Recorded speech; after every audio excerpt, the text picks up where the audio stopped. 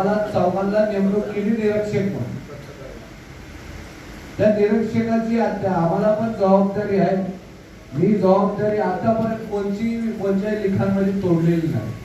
आठवले साहेबांचा आदेश जे आहे ते आदेश फक्त आठवले साहेबांचाच मानतो. काय काय झालंय काय काय नाही झालं त्याच्यावर दुर्लक्षपणा करायचं कारण काय? मला आठवले साहेबांचा आतापर्यंत आदेशच आला नाही. अध्यक्ष बदली करायचं आपल्याला, शहरामध्ये काय वातावरण वेगळं काय करायचंय?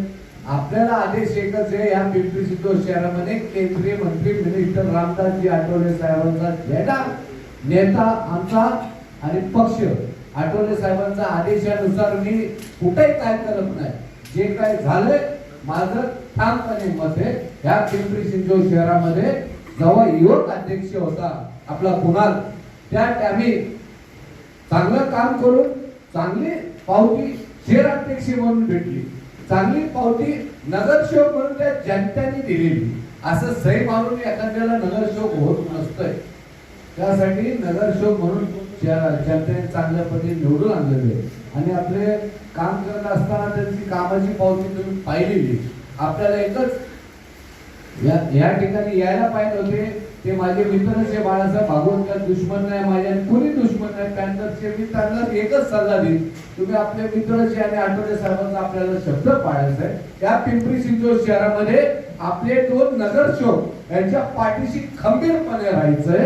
या पालिकामध्ये आपल्याला कॅबिन मोठी भेटली पाहिजे. आपल्या ह्या पालिका आणि आमचे सहकारी माझे लहानपणापासून गुरु म्हणून काम केलं. 9वी मध्ये असताना ते बसपामध्ये असायचे आणि आम्हाला म्हणायचे चला तिथं माझं ऐकायला, कारण की ऐकायलाच कोण नसायचं ना, आम्ही पोरं लहान म्हणजे असे माझे गुरु धर्मपाल तंत्रपाळे साहेब आणि सहकारी पण आहेत.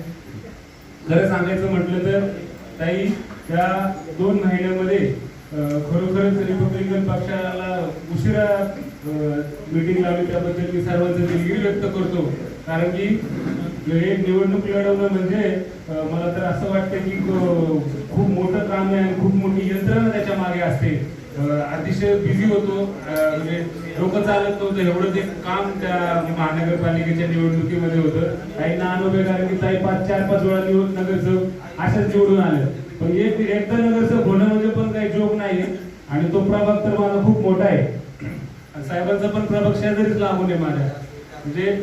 आणि या गेल्या 3 महिन्यामध्ये जी चंद्रकांत ताई ज्या माझ्या सोबत होत्या त्या निवडणुकी प्रक्रियेमध्ये, त्यांच्याकडनं खूप शिकण्यासारखं मिळालं मला माझ्या कार्यकर्ता म्हणून.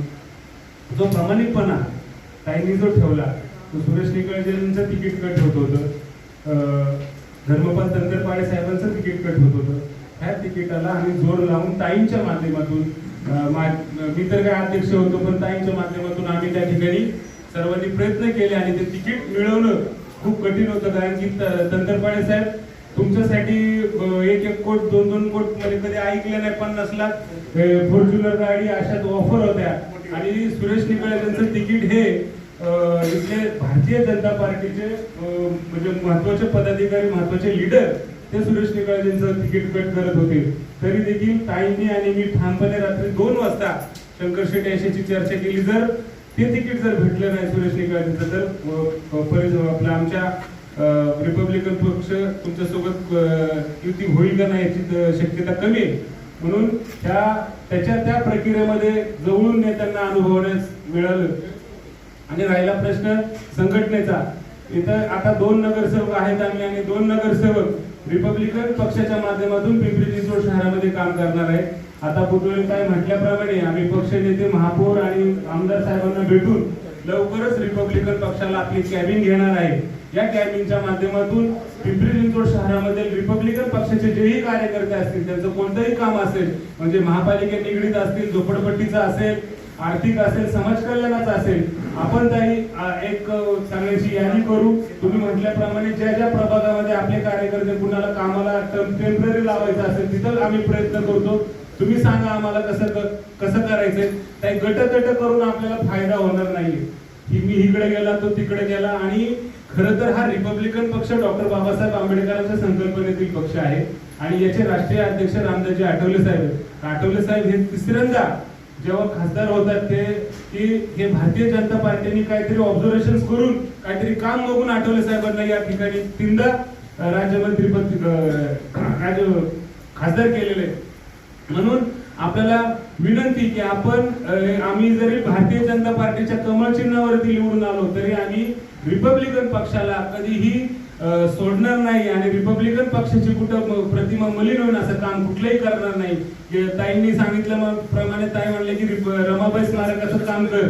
ताईंनी सांगितलं पहिल्याच जनरल सभेमध्ये आम्ही मी बोललो आणि दंतरपाळे साहेब आणि आमचे सुहास कांबळे साहेब यांनी अनुमोदन केलं. आणि ताई विशेषतः त्याच्यामध्ये त्या अर्थसंकल्पामध्ये फक्त 4,000 रुपये त्या तरतूद होती, तर ती 1.25 कोटी तरतूद आपण केलेली. आता आमच्या आयुक्तासोबत बैठक झाली आणि आयुक्त साहेबांनी त्याच्यामध्ये आपल्याला निविदा काढण्याची प्रक्रिया पूर्ण करायचं काम केलेलं आहे. तो सर्व पूर्ण जो व्हिडिओ रमाबाई स्मारक कसं होणार आहे, काय होणार आहे, हे रमाबाई स्मारक 36 कोटीचं आहे आणि आता 23 कोटीचं काम आपण या ठिकाणी मंजूर करणार आहोत. आणि सप्टेंबर मध्ये त्याच्या त्या ह्याच्या तरतुदीमध्ये आणखी साहेब वाढ होणार आहे. असंच काम आम्ही या ठिकाणी करणार आहे. राहिला झोपडपट्टीचा प्रश्न, ताईंना सगळ्या प्रश्नाची जाण आहे. मी कार्यकर्ता म्हणून ताई तुमच्या पुढे जाणार नाहीये, दंतरपाळे पुढे जाणार नाहीत, कारण की ताई या महानगरपालिकेच्या निवडणुकीमध्ये निवडून आलो म्हणजे काय आपण आभाळाला हात टेकले असं नाहीये. कार्यकर्ता म्हणून आम्ही सर्व तुम्हा लोकांचं, जुन्या जाणत्यांचं, नवी तरुणांचं ऐकून घेऊन काम करणार आहोत. राहिला प्रश्न या 2 गटतटाचा, हे गटतट जोपर्यंत आठवले साहेब आपल्याला म्हणत नाहीये की ही कारवाई करणार, अध्यक्ष नाही ठेवणार, अध्यक्ष हा करणार, जे आठवले साहेब म्हणतील तो अध्यक्ष पाळणार, तो आदेश पाळणारा कार्यकर्ता मी आहे आणि तो नक्की पाळणार. येथून पुढे पक्षाचं कुठलंही काम असू द्या, आपण जरी ह्या महापालिकेत भेट नाही झाली तरी माझं कार्यालय ऑफिस आहे, ताई आहेत मध्यवर्ती, दंतरपाळे साहेब आहेत, ते कुठे कॉपरेट आहेत विकासनगरला, पण तिकडे नका जाऊ, आम्ही दोघं तिकडे जवळ आहेत, ताई आणि मी जवळ आहे, तर माझ्याकडे या. राहिला प्रश्न सर्व युवकांना, ताई आता आपण काय करत होतो की जुने जाणते काय करत होते, ताईंसोबत जमलं नाही की बाळासाहेबांकडे जायचं, बाळासाहेबांकडे जमलं नाही तर सम्राट जागतेंकडे जायचं, सम्राट जागतेंकडे जमलं नाही तर अजित भाईंकडे जायचं. तसं न करता माझी नव युवकांना विनंती आहे की आपण रिपब्लिकन पक्षाच्या डॉक्टर बाबासाहेब आंबेडकरांच्या संकल्पनेतील पक्षाच्या झेंड्याखाली या आणि ह्या पक्षाचं आपण प्रामाणिकपणे काम करा. नक्कीच कार्यकर्ता म्हणून तुम्हाला यश मिळेल एवढीच या ठिकाणी आपण अपेक्षा करतो. आपण सर्व नेत्यांनी या सभेला, या मीटिंगला आपला वेळातला वेळ काढून आला त्याबद्दल आपल्या सर्वांच्या मनापासून आभार.